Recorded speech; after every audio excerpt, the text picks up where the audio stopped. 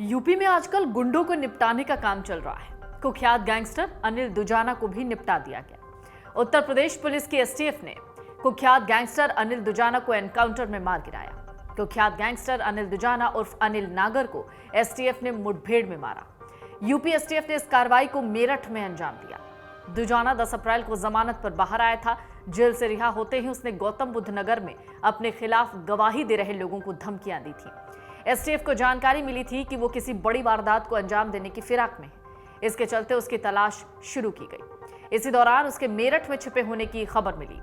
Anil Dujana greater Noida का रहने वाला खूंखार गैंगस्टर था। लंबे समय से तिहाड़ जेल में बंद रहने के बाद हाल ही में वो जमानत पर जेल से बाहर आया। बीते 2 सप्ताह में ही अनिल दुजाना के खिलाफ नोएडा पुलिस ने 2 आपराधिक मामले दर्ज किए और इन दोनों ही मामलों में नोएडा पुलिस की स्पेशल सेल और एसटीएफ टीम को उसकी तलाश थी। बीते कुछ दिनों से लगातार वो पुलिस बल को चकमा दे रहा था। इस बीच उसके नेपाल भाग जाने की खबर भी आई। पुलिस रिपोर्ट के मुताबिक जेल से बाहर आते ही अनिल दुजाना ने जयचंद प्रधान मर्डर मामले में उसकी पत्नी और गवाह संगीता को धमकाया। ऐसे में उच्च पुलिस अधिकारियों ने मामले को गंभीरता से लिया। अनिल दुजाना के खिलाफ केस दर्ज किया और उसकी तलाश की गई। अनिल दुजाना की तलाश में पुलिस की 7 टीमों ने बीते कुछ दिनों में 20 से भी ज्यादा स्थानों पर छापेमारी की थी। आपको बता दें, गैंगस्टर अनिल दुजाना पर 50 से ज्यादा आपराधिक मामले दर्ज थे। इसमें रंगदारी, लूट, हत्या और अपहरण के कई गंभीर मामले हैं। अनिल दुजाना उत्तर प्रदेश के टॉप बदमाशों में शामिल था।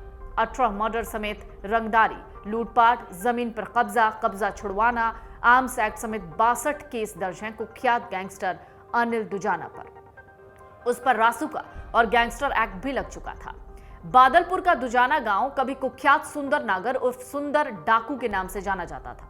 70 और 80 के दशक में सुंदर का दिल्ली एनसीआर में खौफ था। उसने तत्कालीन प्रधानमंत्री इंदिरा गांधी तक को जान से मारने की धमकी दी थी। इसी दुजाना गांव का है अनिल नागर उर्फ अनिल दुजाना। दुजाना की कुख्यात माफिया सुंदर भाटी और उसके गैंग से रंजिश रही है। इस रंजिश में कई हत्याएं हो चुकी हैं। साल 2012 में दुजाना और उसके गैंग ने सुंदर भाटी और उसके करीबियों पर AK-47 राइफल से हमला किया था। ये दोनों गैंग सरकारी ठेकों, सरिया की चोरी, टोल के ठेकों को लेकर अक्सर आमने सामने रहे। यही वजह थी कि पुलिस दुजाना को जब पेशी पर लेकर कोर्ट जाती थी तो उसे बुलेट प्रूफ जैकेट दी जाती थी। अनिल दुजाना गैंगस्टर नरेश भाटी का करीबी और शूटर था। नरेश की हत्या सुंदर भाटी ने करवाई। इसके बाद बदला लेने के लिए अनिल ने सुंदर पर हमला किया। यहीं से दोनों के बीच अदावत का सिलसिला शुरू हुआ, जिसमें कई बार गोलियां चली। फिलहाल अनिल दुजाना ही नरेश भाटी गैंग की कमान संभाल रहा था।